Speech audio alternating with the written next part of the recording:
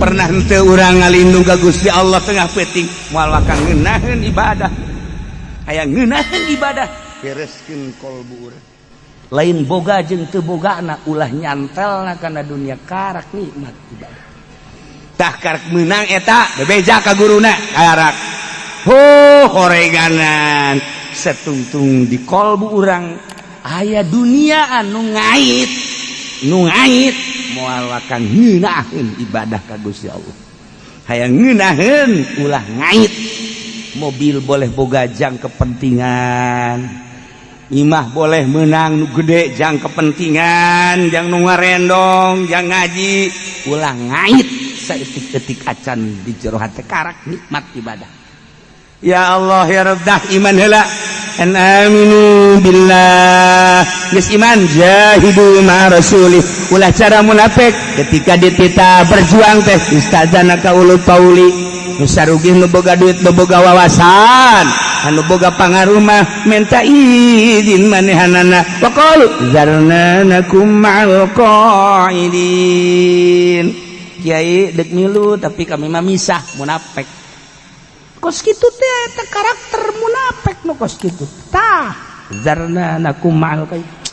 Kami memal milu lah, geus lah kiai lah, neuk di imah bae. Teu milu berjuang berarti aya naon di jero kolbuna. Tuh, babari jadikeun munafik mah. Ulah kade, ulah kabita ku sorbana, ulah kabita ku jubahna kolbu. Mentek cek Tuan Syekh Abdul Qadir, kumaha yang ngahareupan jelema ka muridna? Ngahareupan jelema kumaha? Nu dideule teh pakaianana, nu dideule teh pangkatna, nu dideule teh duniana. Indit sia murid aing, cek Tuan Syekh Abdul Qadir. Ulah dideule eta deuleu agamana.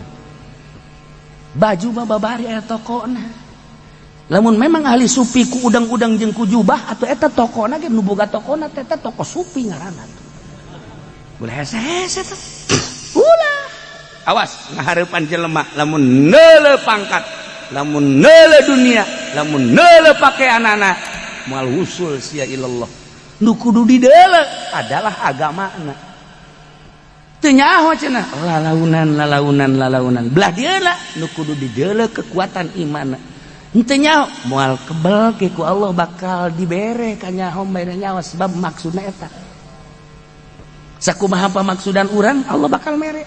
Urang dek ka mana ieu kana dunia Allah bakal mere. Leang lawang-lawang dunia. Urang dek ka mana dek ka Allah bakal dibere lawang-lawang dunia. Sedengkeun ka Allah aya lawangan. Salawang Kangjeng. Kangjeng teh geus mempersilahkeun mere mandat ke Sidina Ali melalui Sidina Ali lawang ma'rifatullah teh Kangjeng Nabi ngan Kangjeng geus mere mandat ke Sidina Ali kitu kene ke Sidina Abu Bakar jalur eta lah. Nah ieu nu sakumaha tadi urang bakal haul teu kebel can kebel perasaan teh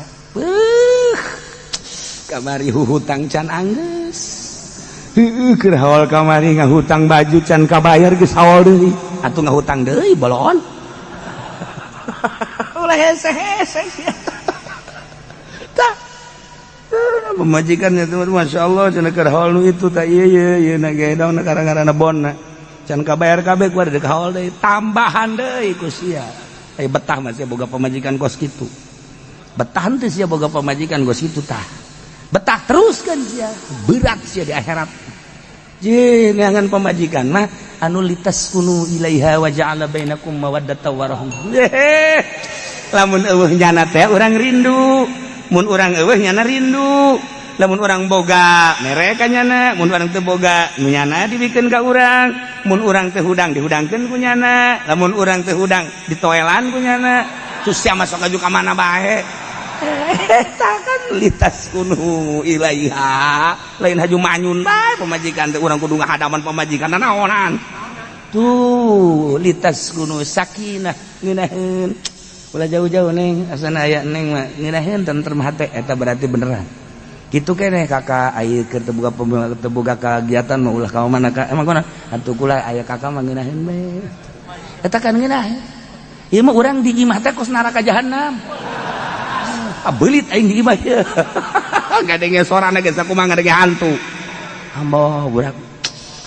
Di luar kieu be urang nyatas Isa. pajar istirahat. Ku batur mah pajar istirahat berarti di jero hareudang ieu. Horenganan teh dibukakeun lawang. Tak ulah datang ka kos kitu litas kunu ilayya wa ja'ala bainakum mawaddatan warahmah. Saling. Pan aya awewe teh di kasalaki mentaan bae duit teh. Giliran salaki teu boga bae nanya, "Neng, aya duit teh?" "Ah, emang kunaon kitu?" "Atuh ieu saongkos mah teu boga deui." "Ye, atuh eueuh, beak." Apa majikan kos itu hese. Nyokotan beti urang-urang butuh beti aya.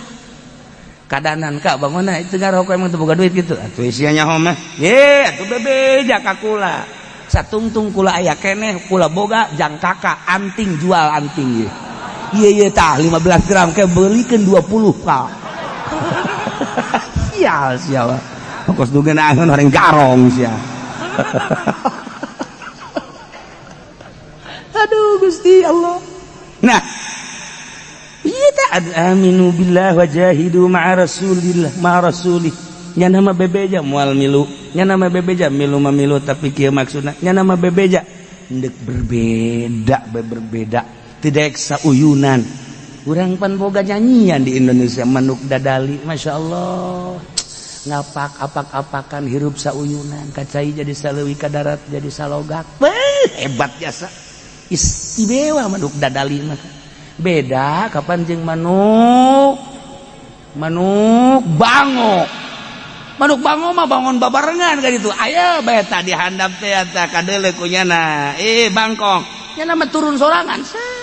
Bango eta kos. Bareng plak dideuleu dihandap. Aya bangkong turun nyana mah. Nu ieu mah teu ngalih ka mana batur ayeuna we. Bango eta kos kitu tah. Beral dalali mah tilok. Manuk dadali mah lamun geus babarengan terus kajeun teuing aya dahareun aya henteu eta manuk dadali. Tah, jadi manuk bango mah munafik. Eta kos kitu lamun aya di lembur urang, nah geus we bango. Geus si bango sia. Teu meunang neuleuh kakerepekan ya Allah ya Rabb. Masyaallah.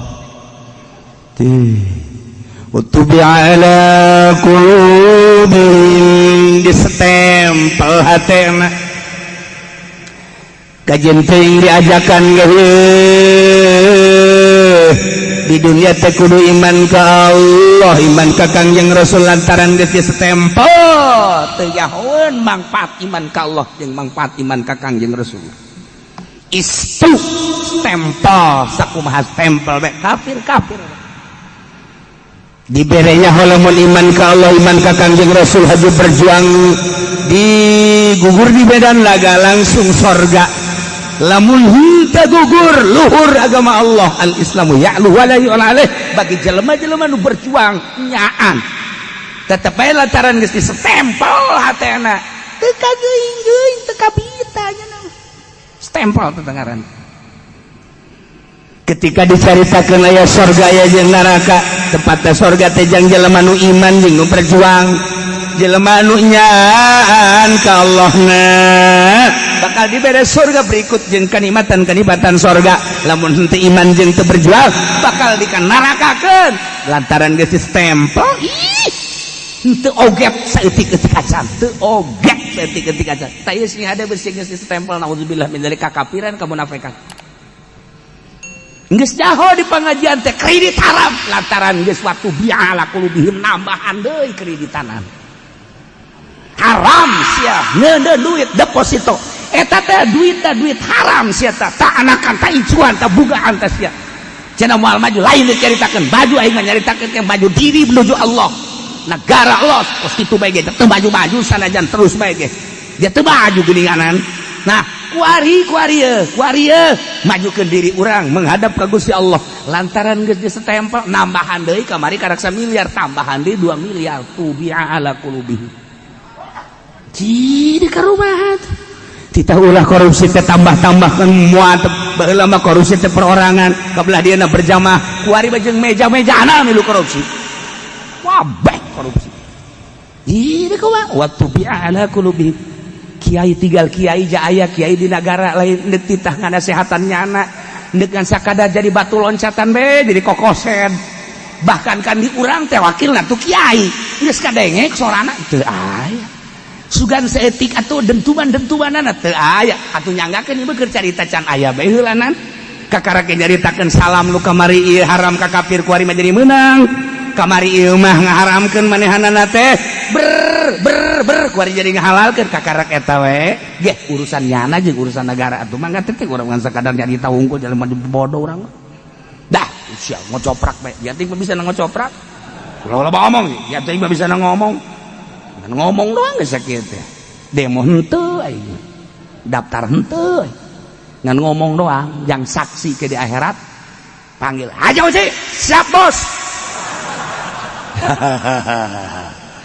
Ya berapa tahun kamu hidup tanya ke malaikat catatanana sabaraha ti lahir datang ka paeh be kosong pernah tanya pernah teu ngutarakeun tentang riba tanya malaikat tulisan aya saksina saha toh saksina tipu doli pentaji eta tadil aya sakeut tah jangke aing mah matak tongtrong teh ingetkeun ge teh inget ka abah bae atuh nongtrong jang saksi teh tongtrong teh ke jelema ya tongtrong ke tongtrong teh ngomong begitu urang deuk diseret cak tongtrong jangan emang kunapan kula saksina nyana salat berjamaah tah kula ieu dipeupehan bae ge ieu teh saksi nah matak tongtrong diantepkeun bae di dinya teh jang saksi doang prak teh ditabeuh-tabeuh ku santri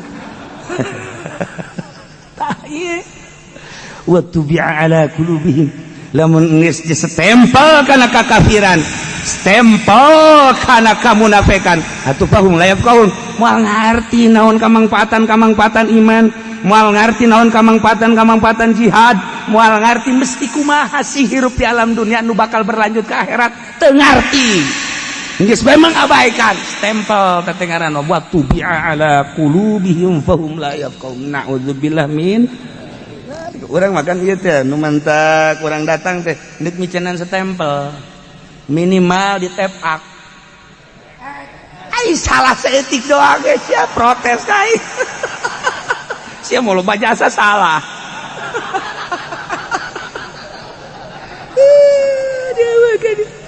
baca ya mal kebal deui ge ka Allah mesti ditanya ya teh ku Allah teh mun dagang emas kudu kumaha mestina mun dagang karung kumaha mestina mun dagang bubuhan kumaha mestina mun dagang kenteng kumaha mestina mun dagang besi kumaha dan perdagangan besi teh aya ridho Allah namun orang jadi calo kebenaran bisnis tanah kumaha mestina antara penjual jeung pembeli besi engke aya lu batur dijual ku urang di meteran ku urang kuari ngeunah jadi mobil Avanza kuari ngeunaheun jadi mobil Fortuner kuari ngeunaheun jadi imah kuari ngeunaheun bisa kawin deui dan lain sebagainya horenganan di akhirat bakal dibeuleuh ku gara-gara meteran singa ade urang ieu kitu keneh urang jadi kiai bangun hebat jaritakeun hukum orang keur ngajualan ayat batur mah ngajualan bonteng nya mah ngajualan ayat leuwih parah teh mah kiai tolong jualan ayat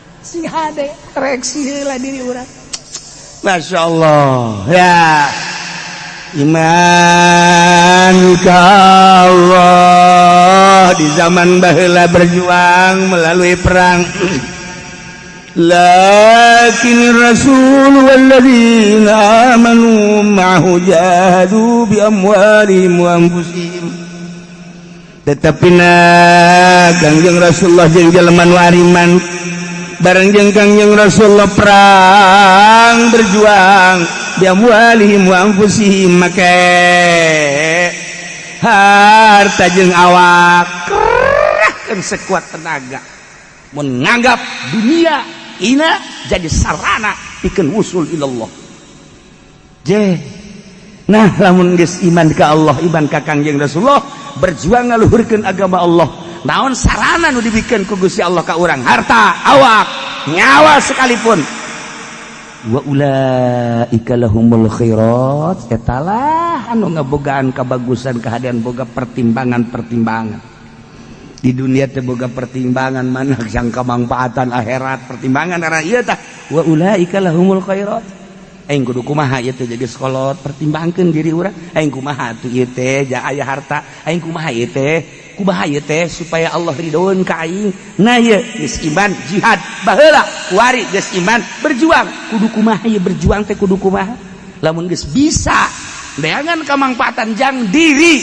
berarti wa ulaika lahumul khairat fid dunya wal akhirah bahkan wa ulaika humul muflihun eta lah jelema nu bahagia sebab bisa mempertimbangkan diri neangan kafaidahan jeung kamangpaatan diri kudu kumaha ieu di dunia mun aing jadi pejabat kudu kumaha lamun aing jadi pedagang kudu kumaha lamun aing jadi kiai kudu kumaha lamun aing jadi pembisnis jadi kudu kumaha nah ieu teh kudu mempertimbangkeun diri sebab urang teh dek menghadap Allah lamun urang bisa berjuang ngaluhurkeun agama Allah sesuai jeung porsi urang jahadu bi amwalihim wa anfusihim harta urang pakai ngagungkeun agama Allah ilmu urang pakai ngagungkeun agama Allah diri urang pakai ngagungkeun agama Allah wa ulaika lahumul khairat nah ieulah nu boga-bogaan kabagusan-kabagusan di dunia wal akhirah wa ulaika humul muflihun eta lah jelema nu bahagia jelema nu bahagia teh geus dicawiskeun ku Gusti Allah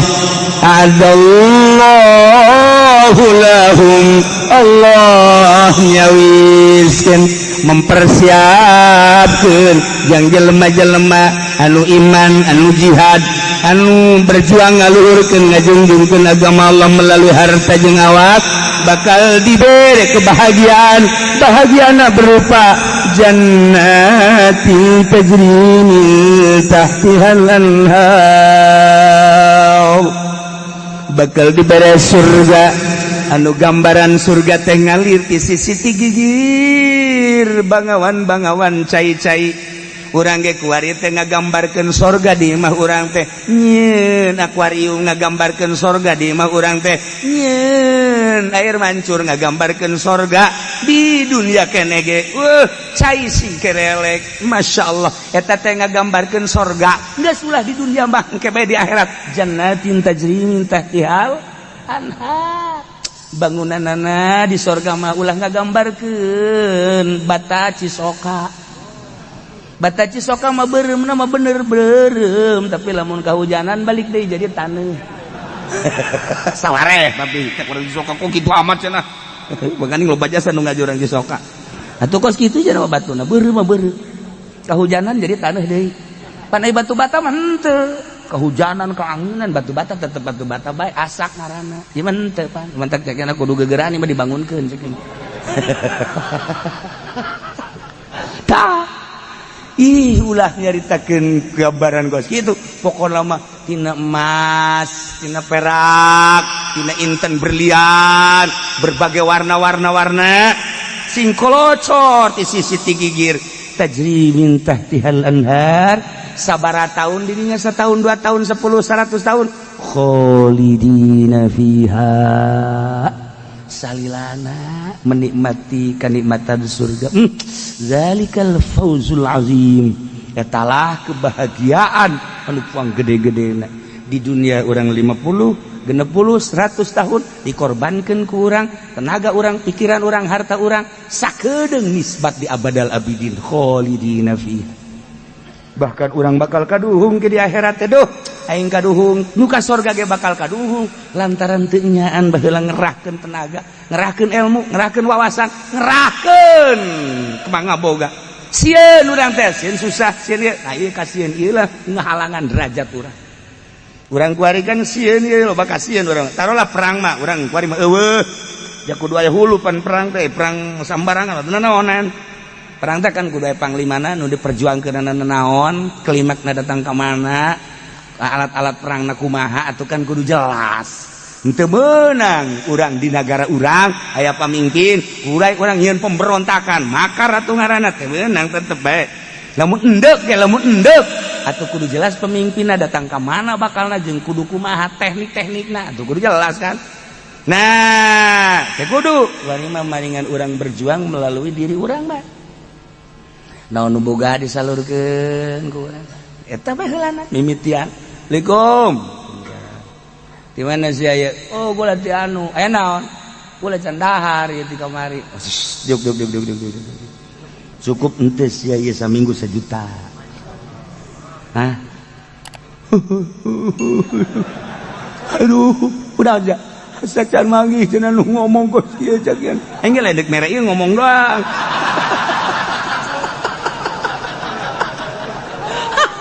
Tadi dah udah didoakeun we sial. Ya Allah, ya Rabb. Waalaikumsalam. Aduh, boleh. Nah, ini guys. Pohoan teh urang mere kos kitu kaya deh. Tah, eta. Masya Allah, kadang poho. Poho orang beberean kos sekarang itu tetap poho. Nah iya itu jadi amal.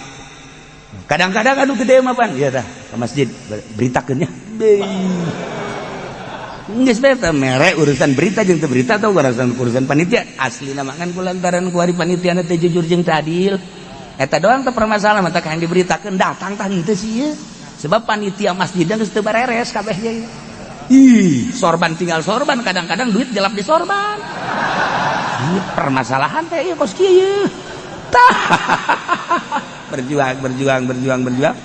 Ayo, naon bisa urang. Nah, kalau bah urang hudang, ayo bisa 2 rakaat. Teu sholawat ulah loba-loba 11. Tapi terus continue unggal penting. Eta berjuang urang. Aya waktu ngaji, kadi waktu matun teu. Aing minggu kamari mah teu ngaji mah ngabesan. Ya guys atuh teu ngaji. Minggu hareup biasana moal ngaji deui aya deui nu ngabesan, atuh masalah. Asalna minggu hareup ge moal atuh sia mah teu ieu. Ya ari nu ngaji mah. Aduh, besok ngabesan nya. Aing mah kieu bae. Ini lantaran aing mah ngaji mal milu ngabesan dan ngan aing undangan kan mal ngabesan. Emang kurang. Aing waduh ieu mah ngaji, ieu permasalahan aing ngaji. Ye, makan dulur mah dulur bae heulanan, tapi sia ti heula bae ka ditu aing mah ngaji heula, kek sakaburuna mantes ngaji. Tah eta jelema hebat tah kos. Hebat di benduan mal kebal di benduan ge. Wow, cenah. Giliran teu ngabesan teu ngaji.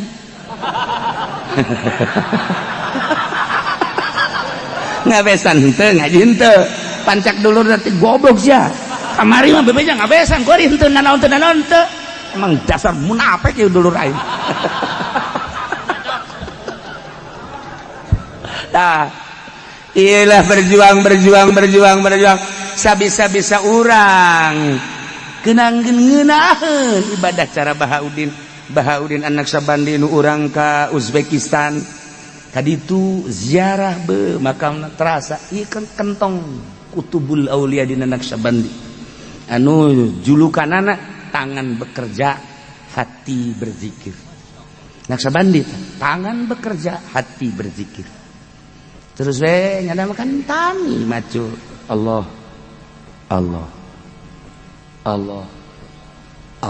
Jadi iya nah digawe bisa dipelakan tapi hati Allah. Saha nu kitu kuari macu. Ja eueuh urang neuleuh di mana ge asalna teu manggi. Eta urang mana eta ngomong kos kitu.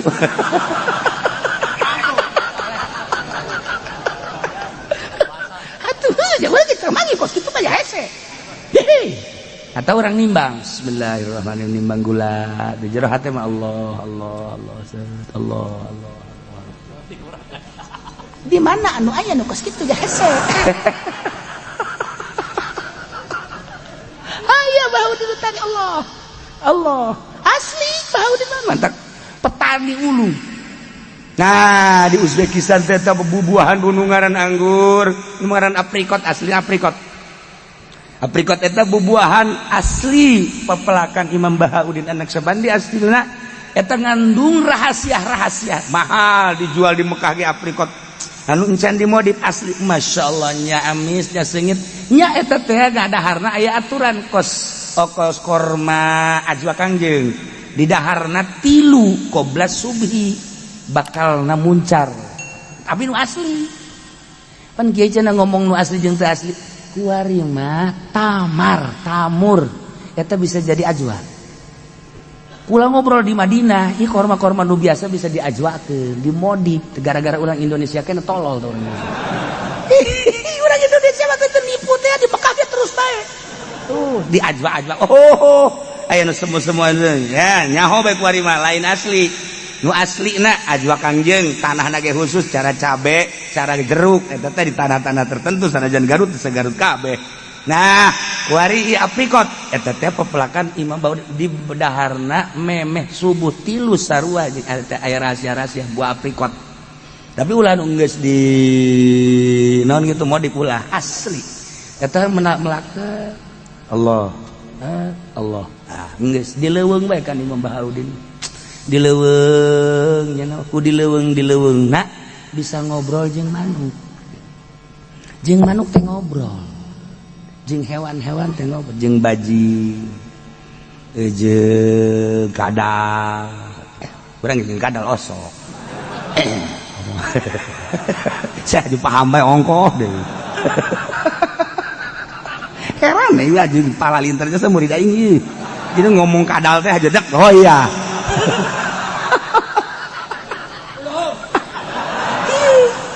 Nah, aturan nembalan sih bae kos-kodok endogan. Tah ya.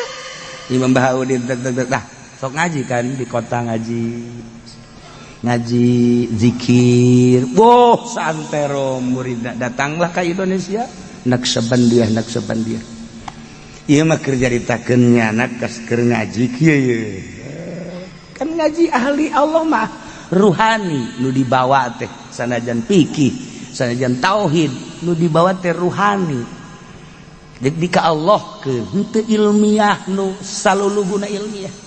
Imam Bahaudin keur ngaji jol memanu kikituan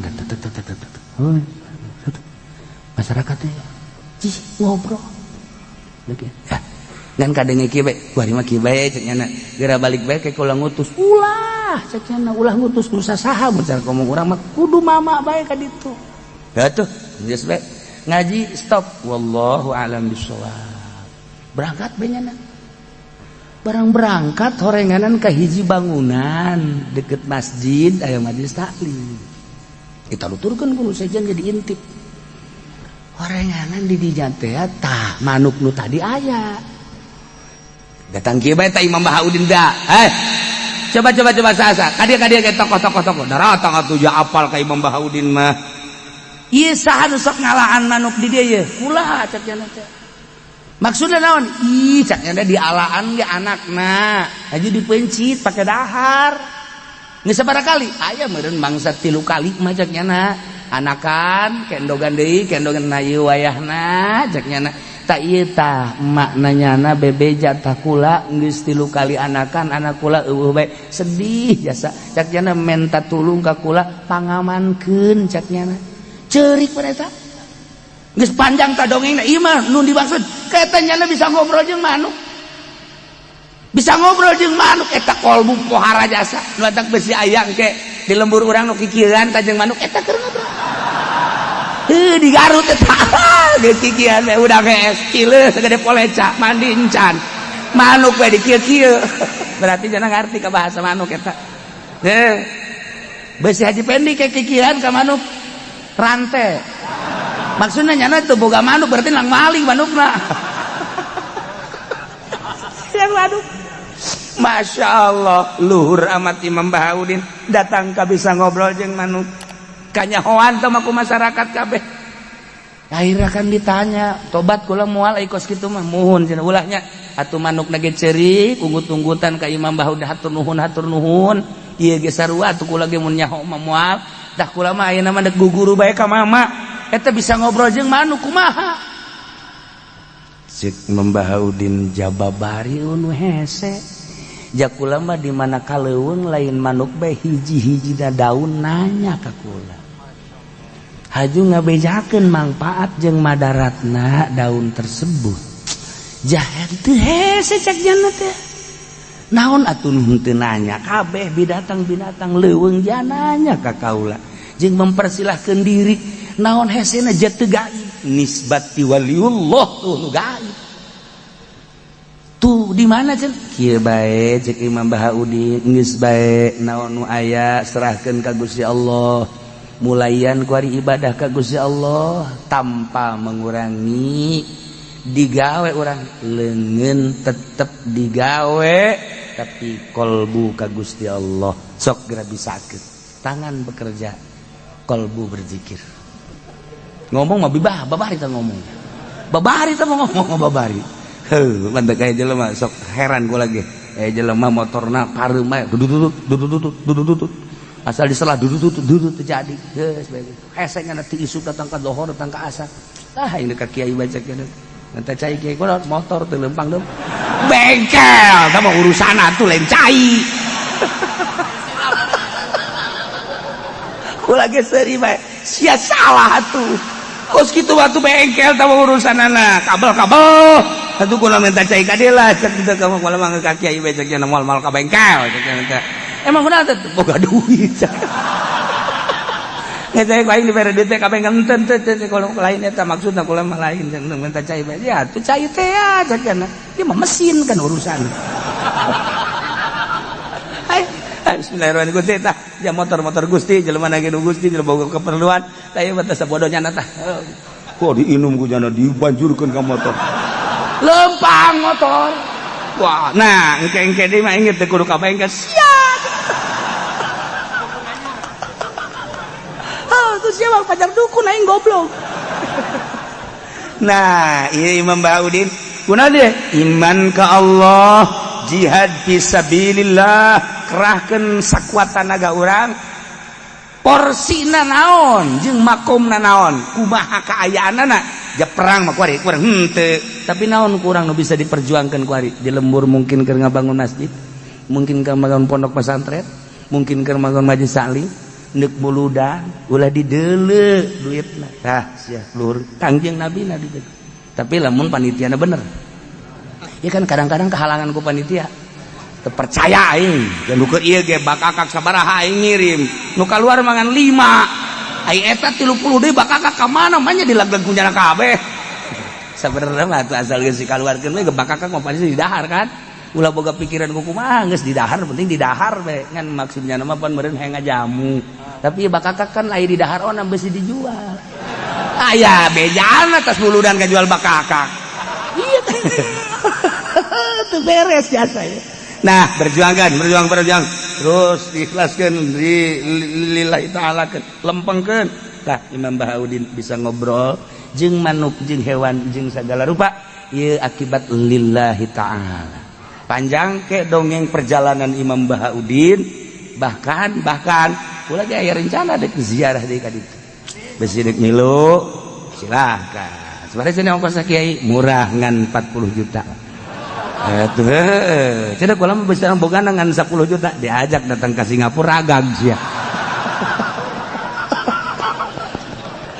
iyalah jelema anu bahagia anu iman ka Allah berjuang jeung Kangjeng Rasulullah bakal bahagia diberi jannatin tajri min tahtiha al-anhar khalidina fiha dzalikal fawzul wallahu a'lam. Allahumma shalli wa sallim ala sayyidina Muhammadin fil awwal wal akhirin wa barik wa sallim wa radiyallahu ta'ala sadatina ashabi sayyidina Rasulillah ajma'in ya Allah ya rabbal alamin Allahumma hdina siratal mustaqim Allahumma hdina siratal mustaqim Allahumma hdina siratal mustaqim siratal ladzina an'amta 'alaihim minan nabiyyin wasiddiqin wasyuhada'i wassalihin wa hasuna ulaika rafiqa dzalikal fadlu minallahi wa kafa billahi 'alima wa salli wa sallim ala jami'il anbiya'i wal mursalin walhamdulillahi rabbil alamin.